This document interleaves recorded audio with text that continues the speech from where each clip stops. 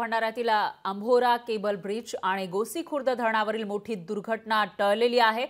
कारण वैनगंगा नदीला आलेल्या पुरामध्ये 100 टन वजनाची क्रेन वाहून जात होती। ही बाब लक्षात येताच प्रशासन खळबळून जागं झालं। अथक प्रयत्नानंतर काही किलोमीटर अंतरावर क्रेन बाहेर काढण्यात आली।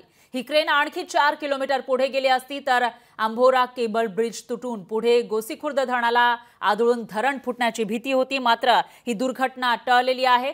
तर ही दृश्य आपण बघू शकतो। या ठिकाणी भला मोठा ब्रिज बांधला जातोय, मात्र त्याच वेळेला एक दुर्घटना या ठिकाणी घडणार होती। भंडाऱ्यातील अंभोरा केबल ब्रिज आणि गोसीखुर्द धरणावरील ही मोठी दुर्घटना टळलेली आहे। वैनगंगा नदीला आलेल्या पुरामध्ये 100 टन वजनाची क्रेन वाहून जात होती। ही बाब लक्षात येताच प्रशासनाने ती ट्रेन अडवली, पण जर 4 किलोमीटर पर्यंत काही अंतरापर्यंत ही क्रेन पुढे गेली असती तर हा ब्रिज उद्ध्वस्त झाला असता। तर या संदर्भात अंभोरा ब्रिज प्रशासनाशी संवाद साधलेला आहे आपले प्रतिनिधी सरवर शेख यांनी।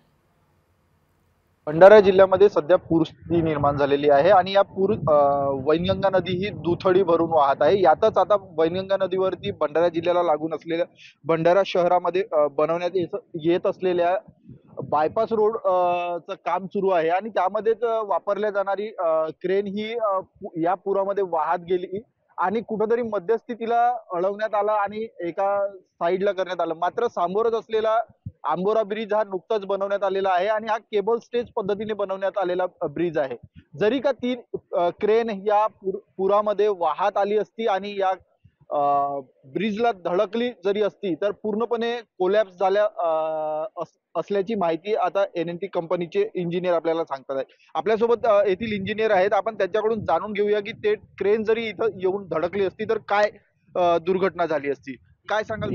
ती क्रेन जी आहे ती 100 टनाची क्रेन आहे। इथून 4 किलोमीटर वरती टिड्डी नावाचं जे गाव आहे त्या गावामध्ये तिथं लोकल व्यक्तींनी व त्या तिथून स्वामी समर्थ मधून आलेल्या अधिकाऱ्यांनी ती क्रेन अडवली आहे आणि तिथंच व्यवस्थित त्यांनी बांधून ठेवलेली आहे। जर ती बाय चान्स या प्रवाहामध्ये या जो पूर वाढत आहे वैनगंगेला, ते जर बाय चान्स जर तुटली आणि येऊन जर इथं थडकली अंभोरा पुलाला तर इथं खूप मोठा दुर्घटना होऊ शकते।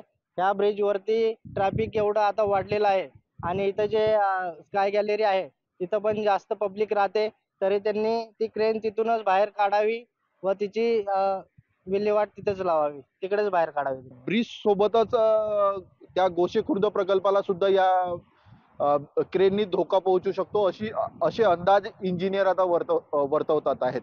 तर कुठंतरी ह्या स्वामी समर्थ कंपनीवरती कारवाई व्हावी आणि या निष्काळजीपणाची चौकशी करून कारवाई करावी अशी मागणी आता होऊ लागलेली आहे। सरवर शेख, लोकशाही मराठी, भंडारा। लोकशाही मराठी ऐका, पहा, जागरूक रहा।